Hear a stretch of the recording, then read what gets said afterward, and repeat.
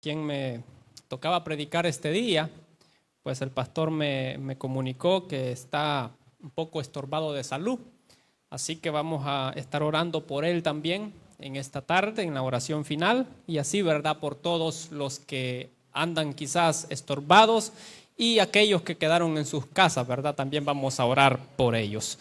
Evangelio de Marcos, capítulo 1, versículo 16 y versículo 20. Evangelio de Marcos, capítulo 1, versículo número 16 al 20. Enseñanzas del llamado de 4 pescadores. ¿Tienen la lectura? Leemos la palabra tal y como está escrita. Andando junto al mar de Galilea, vio a Simón y a Andrés su hermano, que echaban la red en el mar, porque eran pescadores. Y les dijo Jesús: venid en pos de mí, y haré que seáis pescadores de hombres. Y dejando luego sus redes, le siguieron. Pasando de allí un poco más adelante, vio a Jacobo, hijo de Zebedeo, y a Juan, su hermano, también ellos en la barca que remendaban las redes. Y luego los llamó, y dejando a su padre Zebedeo en la barca con los jornaleros, le siguieron. Amén. Pueden sentarse, hermanos. Enseñanzas del llamado de 4 pescadores. Este tema, hermanos, lo he estado enseñando a los hermanos de la célula. Solamente hemos visto 2 puntos y tenemos 4. Y pues en esta tarde solamente creo que la hermana Isabel es que anda, ¿verdad?, de la célula, así que ella ya se sabe la mitad del mensaje. Pero los demás vamos a aprenderlo, ¿verdad?, completito. El llamado, enseñanzas del llamado de 4 pescadores. Entendamos bien, ¿verdad?, que no son pecadores, sino pescadores, pero también lo eran, ¿verdad? Eran hombres que tenían pecado y que necesitaban del perdón de nuestro Señor y Salvador Jesucristo. Este llamado, hermanos, inició o se dio más bien cuando iniciaba nuestro Señor su ministerio. Recordemos de que el Señor ya había sido bautizado, ya había ido al desierto de la tentación, donde había estado en ayuno por 40 días y 40 noches. Eso nos enseña algo, ¿verdad? De que todo ministerio, hermano, siempre va acompañado de un proceso, ¿verdad? Todos aquellos que desempeñan una labor, un ministerio dentro de lo que es la iglesia, todos han tenido que pasar un proceso. El Señor Jesucristo lo pasó. Y luego de eso, hermanos, de su bautismo, de la tentación, de los 40 días y 40 noches de ayuno que había tenido en el desierto, es cuando el Señor comienza su ministerio, es cuando la Biblia nos dice de que el Señor comenzó a decir: arrepentíos y convertíos porque el reino de los cielos se ha acercado. Y este texto, hermanos, que nosotros hemos leído nos comienza a hablar de ese trabajo del ministerio de Jesús. Y estos 4 hombres a los cuales el Señor Jesús llamó, pues acá los vemos textualmente en la Biblia, que dice que eran Pedro, Andrés, Jacobo y Juan. Aquí vemos que Pedro, que era Simón, Pedro y Andrés eran hermanos. Jacobo y Juan también eran hermanos. Esos 2 hermanos, esas 2 parejas fueron las primeras a las que el Señor les extiende este llamado en este Evangelio de Marcos que estamos leyendo en esta preciosa tarde. Y lo primero que vamos a aprender, la primera enseñanza del llamado de 4 pescadores, es que debemos salir a hacer la obra de Dios. Debemos salir a hacer la obra de Dios. El versículo 16 que estábamos leyendo dice: andando junto al mar de Galilea, vio a Simón y a Andrés su hermano, que echaban la red en el mar, porque eran pescadores. ¿De quién nos está hablando el escritor sagrado acá en este versículo? Nos está hablando de Jesús. ¿De quién nos está hablando? De Jesús. ¿Y qué estaba haciendo Jesús? ¿Estaba Jesús en la casa? ¿Estaba Jesús ocupado solamente en sus compromisos personales? Fíjese que Jesús, dice la Biblia, que andaba junto al mar de Galilea. ¿Pero qué andaba haciendo Jesús junto al mar de Galilea? ¿A qué vamos nosotros cuando vamos, hermanos, a la orilla del mar, cuando vamos a la playa? Yo quiero en esta tarde que sea sincero usted y se ponga a recordar los que han ido a la playa. ¿Han llevado la Biblia cuando han ido a la playa? ¿Verdad que no? Porque ¿van a qué? Van a recrearse, van a pasear. Jesús andaba paseando ahí, hermanos, a las riberas, en la orilla del mar. No andaba paseando. ¿Qué andaba haciendo Jesús? Andaba haciendo la obra de Dios. Andaba cumpliendo con las responsabilidades de su ministerio. Y ahí fue donde Él llamó a Simón y a Andrés, a Pedro y a Andrés. ¿Por qué? Porque el Señor Jesucristo salía a hacer la obra que Dios le había encomendado. Hermanos, esto es un reto para que nosotros salgamos de esa zona de confort, ¿verdad? Donde hay comodidad.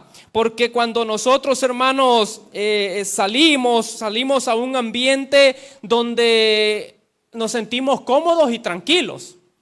Pero Jesús quizás estaba saliendo a un ambiente donde no sentía tanta comodidad, porque la mayoría de veces el Señor Jesucristo era atacado con palabras, ¿verdad? Con ofensas. En ocasiones le dijeron que tenía demonio. Le dijeron de que echaba fuera los demonios por medio de brujería prácticamente. Y todo eso era un ataque que hacía que el ambiente en el que el Señor Jesús se movía no fuera cómodo y no fuera tranquilo.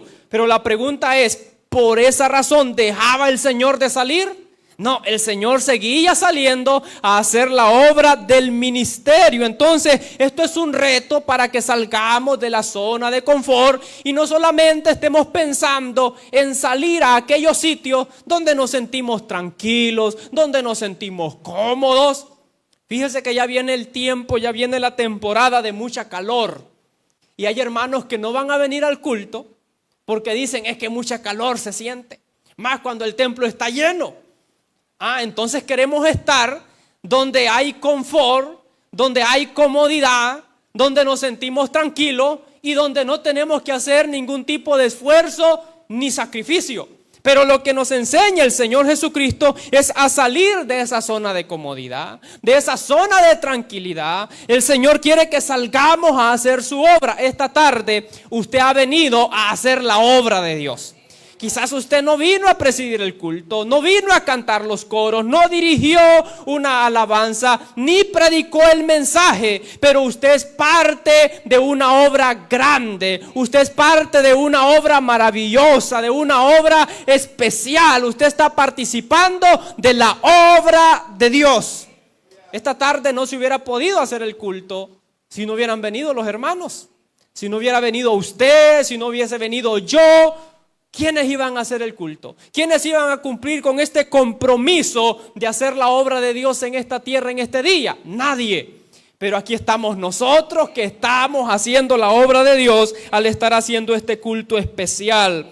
Hoy en día, hermanos, existen personas que dicen ser cristianos, dicen ser hijos de Dios, pero con su vida práctica en la fe lo están negando.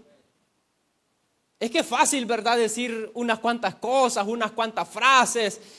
Incluso decirlas desde aquí es muchísimo más fácil. Pero practicarlo, vivirlo, eso es lo difícil. Y a veces, hermanos, podemos saber muchas personas que decimos ser cristianos, decimos ser hijos de Dios, pero con la vida práctica lo estamos negando. Jesús, hermanos, nos enseña totalmente lo diferente. Porque Jesús era con su vida práctica que demostraba que era el Hijo unigénito de Dios. Jesús con su vida práctica estaba demostrando que Él había venido a trabajar Por eso es, hermanos, que el Señor Jesucristo, cuando está allá en el templo a los 12 años de edad, su padre José, su madre María lo están buscando desesperadamente. Él les dice: ¿no sabían ustedes que en los negocios de mi Padre me es necesario estar? ¿Cuántas veces quizás hemos tenido la oportunidad de decir eso nosotros y no lo hemos hecho? Cuando alguna persona quizás nos busca y nos dice: bueno, a usted que nunca lo hallo en la casa, siempre dicen anda por el culto, usted dígale: en los negocios de mi Padre me es necesario estar. Es que estas son las cosas de Dios, hermano. Estos son los negocios de Dios en los que nosotros debemos de caminar día con día. Jesús salía, hermanos, a hacer la obra de Dios, no aislándose. Él salía, Él no se aislaba. A veces a nosotros, hermanos, nos toca salir. Nos toca salir, pero a veces nos toca salir cuando nos están ahí, hermanos, siempre, ¿verdad?, exigiendo que salgamos a hacer la obra del Señor. Quiero que vea Marcos capítulo 5, el versículo 1. Dice la palabra del Señor, hablando de la historia del endemoniado gadareno: vinieron al otro lado del mar, dice, a la región de los gadarenos. Ya andaba el Señor por otro lado aquí, miren. Se había subido en una barca y había ido a otro lado. Luego en el versículo 21 del mismo capítulo 5, verso 21, dice la palabra de Dios: pasando otra vez Jesús en una barca a la otra orilla, se reunió alrededor de él una gran multitud, y él estaba junto al mar. Ya iba encaminado para otro lado. ¿Por qué? Porque el Señor Jesucristo no se aislaba. Si al Señor no le costaba decir, ¿verdad?, no me molesten, voy a estar aparte, en ocasiones lo hizo. Pero cuando tenía que hacer la obra, cumplir con la responsabilidad de su ministerio, Él salía. Él nunca dijo: si quieren verme, vengan a la casa. No, Él salía, ¿verdad?, a buscarlos. Fue donde el endemoniado gadareno, donde nadie quería ir, a la región de Gadara, una región donde había un cierto así grado de gente que era un poco espiritista. Pero Jesús fue, porque Él no se aislaba, Él salía. En este caso, hermanos, que Jesús anda aquí junto al mar, Él sale no porque quería recrearse, ver el atardecer o el amanecer en la playa. Él andaba cumpliendo la responsabilidad de su ministerio. Jesús, hermanos, no salía a satisfacer sus intereses, porque es muy fácil salir cuando vamos a satisfacer la carne, ¿verdad? Es fácil salir cuando vamos a satisfacer la carne. Si nos dicen a nosotros, vamos a ir, bueno, digamos que sea el Carboncito. Toda la iglesia está invitada al Carboncito, porque vamos a hacer una invasión evangelística. Eso quiere decir que toda la iglesia, bueno, va a inundar, ¿verdad?, el caserillo, y todos vamos a ir ahí invitando a los amigos. Una invasión evangelística. Fuera muy bonito. Pero ¿cree usted que todos vamos a ir? Unos no pueden ir porque por el estado de salud.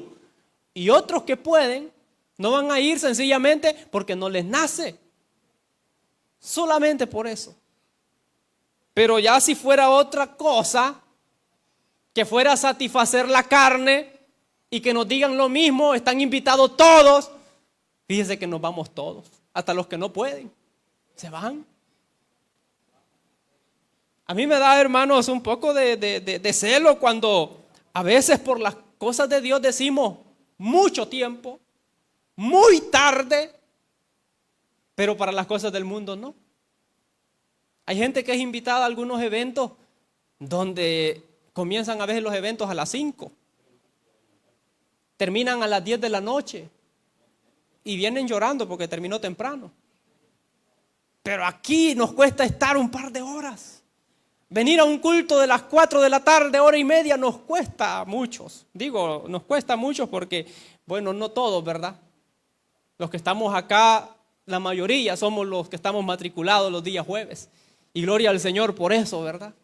Porque no estamos, hermanos, dejando de hacer lo que hemos venido haciendo días atrás. Porque muchos pudieron haber dicho, quizás el año 2026 el hermano fulano ya no se va a congregar los jueves, ya no va a poder. Y aquí están los hermanos, los mismos estamos.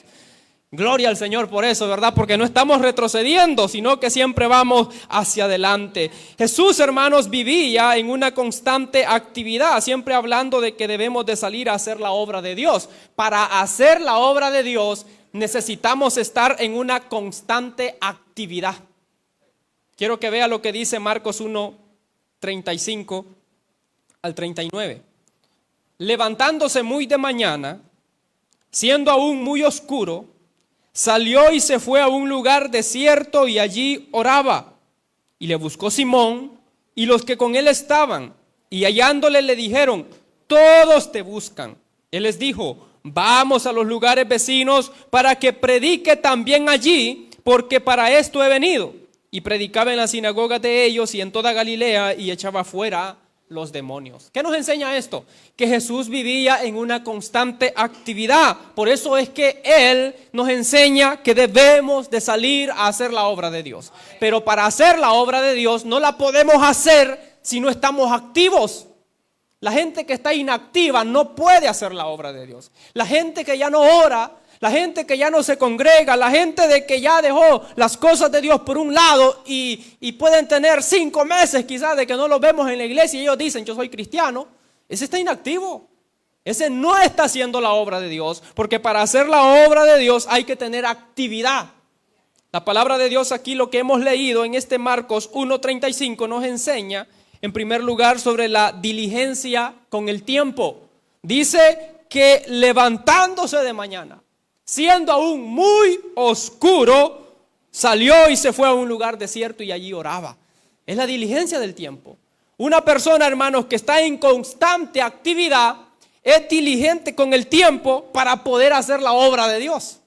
Mucha gente dice: a mí no me queda lugar de ir a los cultos porque tengo tantas ocupaciones. ¿Pero por qué tiene tantas ocupaciones que no puede apartar un tiempo? Porque no es diligente. Todos tenemos las mismas horas en el día y todos somos responsables de cómo administramos el tiempo. Usted tuvo que haber dejado algunas cosas ahí pendientes en su casa, en su trabajo, en los quehaceres del hogar, pero usted ha sido diligente con el tiempo para poder apartar un tiempo para Dios. Para hacer la obra de Dios necesitamos estar en constante actividad, teniendo diligencia con el tiempo. Dice que se levantaba de mañana, siendo aún muy oscuro. Tenía una vida de oración. Dice de que se apartaba, dice, a un lugar desierto y allí oraba. No esté pensando usted que usted puede hacer la obra de Dios si usted no ora. No se puede, porque vamos a estar haciendo la obra de alguien con el que no hablamos, con el que no tenemos comunicación. En todo trabajo, sea una empresa o un trabajo que se esté desarrollando en una casa, un albañil, por ejemplo, siempre hay que tener comunicación con el dueño, ¿verdad? Porque puede ser de que estemos haciendo las cosas y las estemos haciendo como el dueño no quiere que se hagan. Por eso hay que tener comunicación. Nosotros tenemos que hablar con Dios. Tenemos que comunicarnos con Dios. Cuando yo estaba aprendiendo a costurar allá con mi primo, con Antonio Arias, habían cosas que ya me las había enseñado, pero a veces pasaban días que no las hacía y se me olvidaba.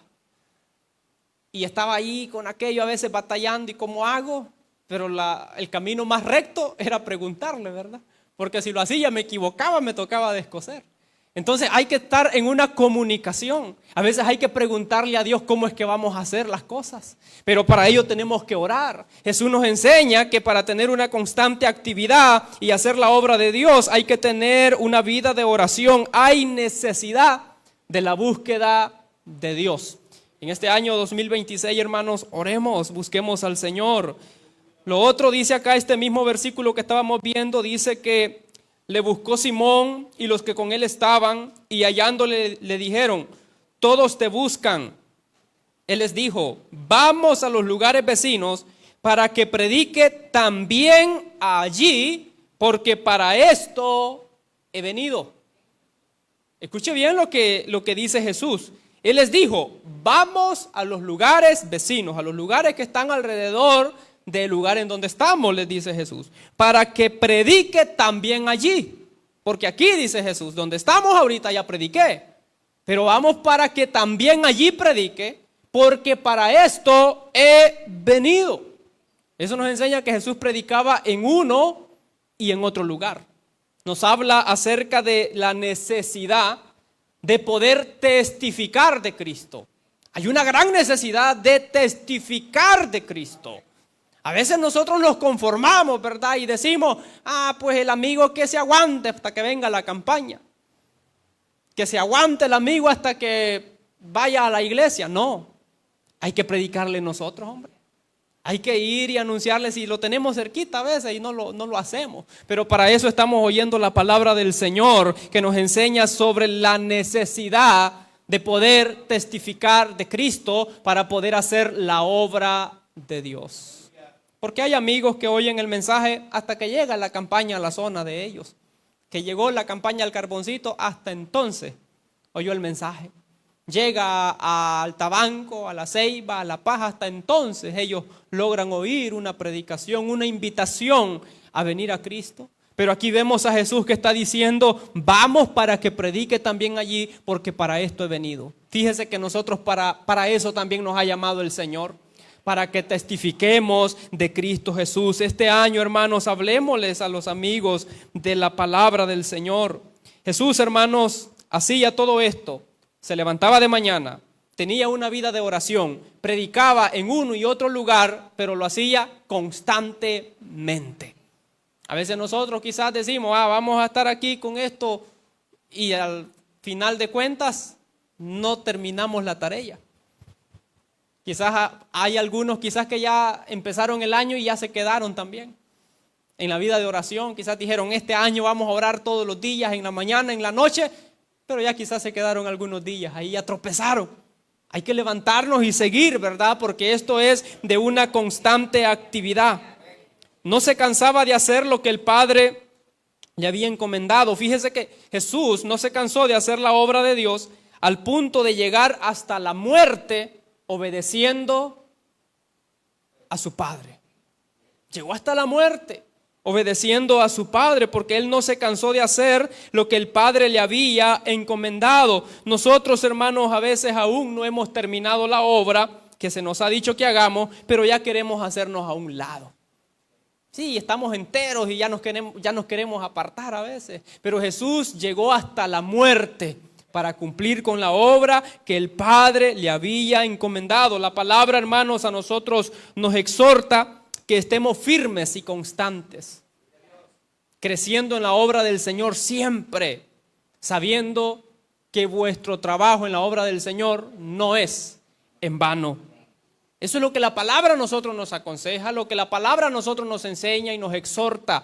Debemos de estar firmes, constantes, creciendo en la obra del Señor siempre, sabiendo que vuestro trabajo en la obra del Señor no es en vano. Entonces, si yo hago la obra del Señor, si yo estoy en una constante actividad y no me canso de hacer la obra del Señor hasta el día que el Señor mande a traerme o que Él venga por su iglesia, eso quiere decir que yo voy a tener recompensa, porque el trabajo en la obra del Señor no es en vano. Lo número 2 que vemos de las enseñanzas del llamado de 4 pescadores es que Jesús mira en nosotros lo que otros no ven. En el versículo que estábamos leyendo, el texto base que tenemos, dice la palabra del Señor que Jesús vio en el versículo 16 a Simón y a Andrés su hermano que echaban la red en el mar porque eran pescadores. Jesús vio ¿a quiénes? A unos pescadores. ¿A quiénes miraba la gente que andaba ahí en la playa también? A unos pescadores. Pero Jesús, hermanos, mira en nosotros lo que otros no ven. Porque Jesús vio a unos pescadores que estaban echando la red en el mar. Más adelante en el versículo 19 dice que pasando de allí, un poco más adelante, vio a Jacobo, hijo de Zebedeo, y a Juan su hermano, también ellos en una barca. Pero estos no estaban echando la red, sino que estos estaban remendando las redes. Jesús vio a 4 personas en parejas de 2, 2 en una barca y 2 en otra barca, y a uno los vio echando la red, y dijo Jesús: estos son pescadores. Más adelante pasó y vio también a otros 2, y dijo Jesús: estos también son pescadores, y en diferentes condiciones. Unos estaban haciendo su trabajo y pudiendo sacar ganancia de él, pero otros estaban con la red descompuesta, la estaban remendando. ¿A quiénes vio Jesús? A pescadores, pero solamente pescadores no. Jesús vio algo más en ellos. Jesús vio en ellos a futuros siervos de Dios. Jesús vio en ellos a futuros ministros. Jesús vio en ellos a futuros hombres que iban a llevar adelante la predicación del evangelio. La pregunta es: ¿qué está viendo Jesús en nosotros? ¿Cómo nos está viendo Jesús a nosotros? Jesús no solamente está viendo a la persona que conoce la comunidad. Jesús en nosotros no solo ve la persona que conoce nuestra familia. Jesús en nosotros no solamente ve la persona que conoce la congregación. Jesús ve mucho más allá de eso. Jesús ve en nosotros, hermanos, cosas especiales. Por eso es que nosotros, hermanos, debemos de estar tomados de la mano del Señor para que Él cumpla sus propósitos en cada una de nuestras vidas. Gloria sea al Señor, porque Él mira en nosotros lo que otros no ven. Las demás personas solamente ven lo que está a la vista, lo presente. Pero el Señor, hermanos, mira lo que está a la vista, mira lo que ya pasó y mira el futuro y lo que hay en el corazón. Esa es la mirada del Señor cuando nos ve a nosotros. El Señor mira nuestro pasado, que el pasado de nosotros, de muchos de nosotros, quizás puede ser un pasado un poco vergonzoso, un poco penoso, que si nos preguntan, nos da permiso de que pasemos su pasado ahí por la pantalla. Yo creo de que nadie va a querer que los demás conozcan su pasado, pero Jesús lo conoce. Y gracias al Señor que lo conoce, no para acusarnos, ¿verdad?, sino que Él nos ha perdonado. Entonces conoce nuestro pasado, conoce lo que está hoy en el presente en nosotros, pero conoce nuestro futuro.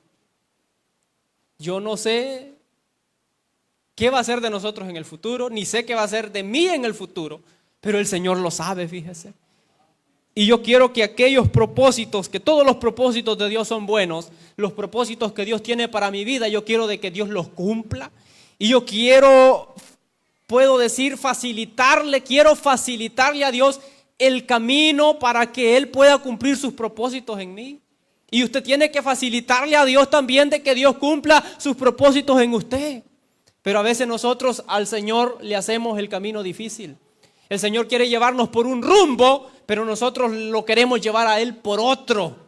Y cuando llevamos al Señor por otro rumbo, el Señor no cumple sus propósitos en nosotros, sino que deja que nosotros cumplamos lo que nosotros queremos. Y cuando nosotros cumplimos nuestros propios propósitos, nos va a ir mal. Pero cuando dejamos que sea Dios que cumpla sus propósitos en nuestra vida, nos tiene que ir bien. Porque las cosas que Dios, hermanos, tiene para nosotros son buenas. Recordemos el canto de Marino, ¿verdad? De arriba viene lo bueno. ¿De quién? De Dios, de parte del Señor. ¿Por qué? Porque Jesús está viendo en nosotros lo que otros no ven. La gente quizás pudo haberse preguntado: ¿y por qué este hombre está llamando a Simón y a Andrés? ¿Por qué este hombre está llamando a Juan y a Jacobo? ¿Para qué los ocupará? Estos son pescadores y él pues es hijo de un carpintero. No creo de que los quiera para que le ayuden en la carpintería, porque lo que ellos saben es pescar. La gente pudo haber tenido sus comentarios, pero es que Jesús no los necesitaba para que fueran a ayudarle a José en la carpintería. Jesús los necesitaba para otra cosa, para la obra del ministerio. Y para ello el Señor ya los había visto como personas especiales que iban a llevar adelante esta gran obra. Quizás muchos han dicho: ¿y fulano qué anda haciendo en la iglesia? El Señor nos ha visto ya. Y el Señor sabe de que le vamos a ser útiles para llevar adelante esta gran obra de Dios en esta tierra. No es que sea el hermanito fulano de tal, la hermanita fulana de tal, y que la gente diga, con él no sacan nada. ¿Cómo que no? Si el Señor ya ha visto el futuro de esa persona y el Señor sabe que le puede ser útil si esa persona deja de que Dios, el Creador, cumpla sus propósitos en su vida. Dele fuerte el aplauso al Señor. Entonces Jesús mira en nosotros lo que otros no ven. Lo número 3, la enseñanza número 3 del llamado de 4 pescadores es que lo que somos en la vida es porque el Señor lo hace en nosotros. Lo que somos en la vida es porque el Señor lo hace en nosotros. Versículo 17 dice, y les dijo Jesús, venid en pos de mí y haré que seáis pescadores de hombres. Fíjense que no se iban a hacer ellos solos, porque ellos sabían pescar peces, pero Jesús los estaba llamando para que pescaran almas, para que pescaran vidas, hombres y mujeres que vinieran a ser parte de la gracia de Cristo. Y para ello necesitaban ser adiestrados para esa gran obra. Y no iba a ser tampoco de la noche a la mañana, pero iba a ser una obra milagrosa de parte de Dios en sus vidas. Y Jesús les dice, venid en pos de mí y haré que seáis. Aquí no es cuestión de lo que yo, de mi capacidad, es de lo que el Señor haga en mí. Entonces lo que me enseña el llamado de 4 pescadores es que lo que somos en la vida es porque el Señor lo hace en nosotros. Venid en pos de mí y haré que seáis pescadores de hombres. Les dice Jesús a ellos, yo me voy a encargar de hacer que ustedes cambien de trabajo. Ya no van a ser pescadores de peces. Ahora van a ser pescadores de hombres, pescadores de almas. Y quizás Pedro y Andrés le han de haber dicho, pero nosotros no sabemos cómo se hace ese trabajo. El Señor Jesucristo les dice, haré que seáis. O sea, yo voy a hacer en la vida de ustedes que ustedes sean pescadores de hombres.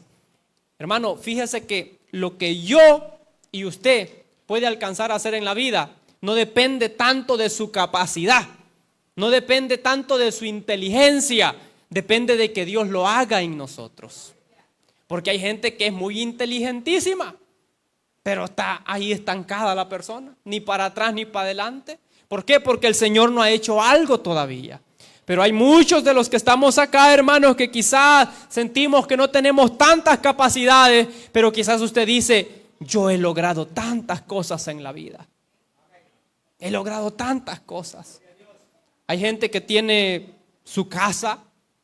Hay gente que tiene su familia, hay gente que tiene trabajo hasta de sobra, y todo eso, usted dice, son cosas que se han logrado en la vida, pero porque Dios me ha ayudado, porque Dios ha estado conmigo, porque ha sido Dios el que lo ha hecho. Gloria al Señor Jesucristo. Toda victoria, hermanos, todo éxito en la vida es una bendición de Dios.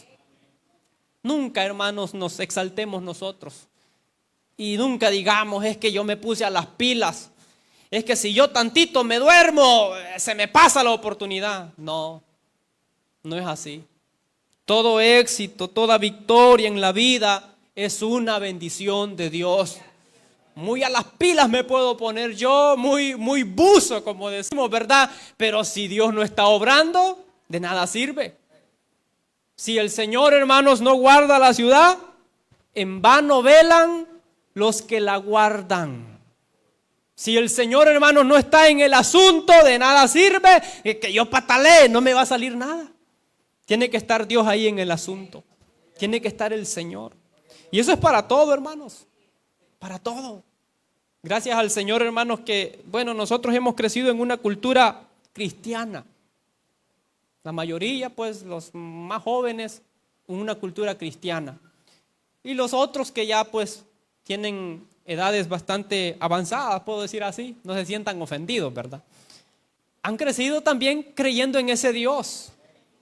Han tenido esa fe en ese Dios. Y siempre han puesto a Dios primero en todo. Hay gente que a construir la casa va y dice, primero Dios, que todo me salga bien y que pueda culminar con esta construcción. Hay gente que a sembrar maíz va y yo he oído que dicen que hay gente que antes de sembrar el primer macanazo se ponen de rodillas y oran para que no le falte la lluvia al cultivo y de que pueda sacar una buena cosecha. ¿Qué es eso? Poniendo a Dios primero. ¿Qué es eso? Reconocer de que toda victoria y éxito en la vida es una bendición de Dios, no porque yo sea bueno. Porque a veces, hermano, hay gente que dice, la cosecha que yo tuve es porque yo le eché tal abono. Dice. Si no hubiera sido así, dice, no. Y si no hubiera llovido, si Dios no hubiera mandado la lluvia, ¿cómo iba a ser? Todo éxito, toda victoria es una bendición de Dios. No es la persona que llega por su fuerza a la meta, es el Señor que lo lleva hasta ahí. Gloria al Señor, hermanos, por donde Dios nos tiene ahorita. El Señor nos ha traído hasta aquí. No ha sido usted que ha llegado por su propia fuerza, ha sido el Señor que nos ha traído chineados, hermanos. El Señor nos ha traído chineados en sus brazos.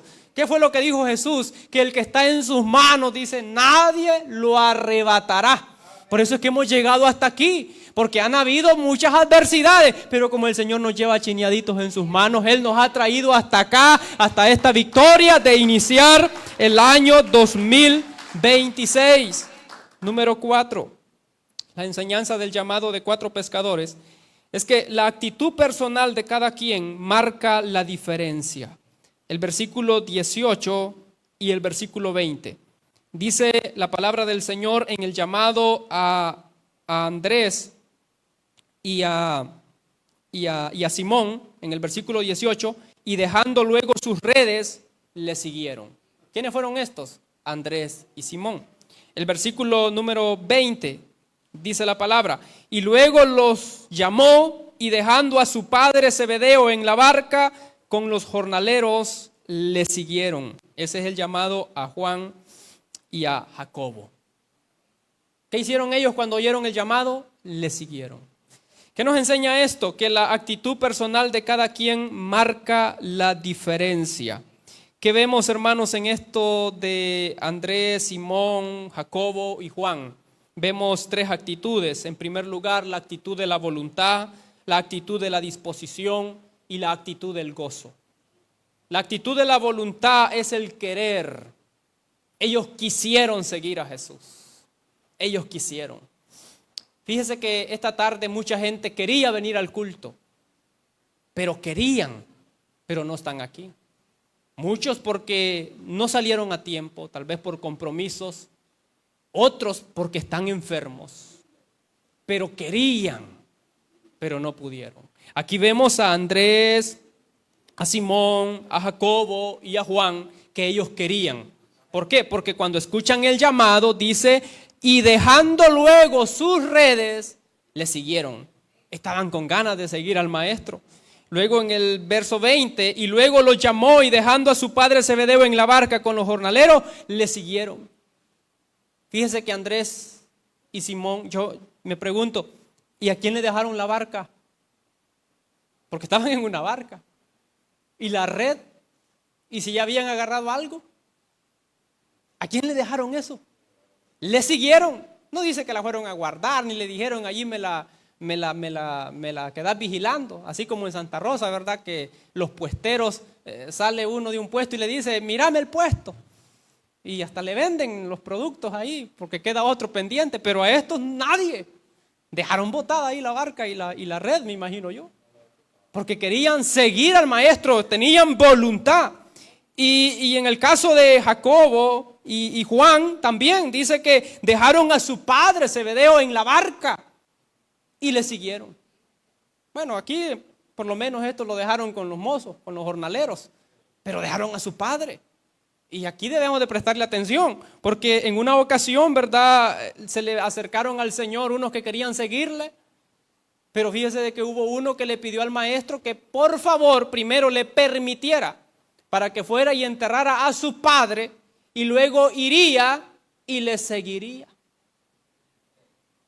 No tenía voluntad entonces de seguir al maestro. Pero aquí vemos a estas 4 personas que sí, ellos querían, porque prontamente dice que le siguieron. Entonces la voluntad es cuando queremos. Esta tarde Muchos quisieron, pero no pudieron estar acá. La actitud de la disposición, esta es la libertad para poder cumplir la voluntad.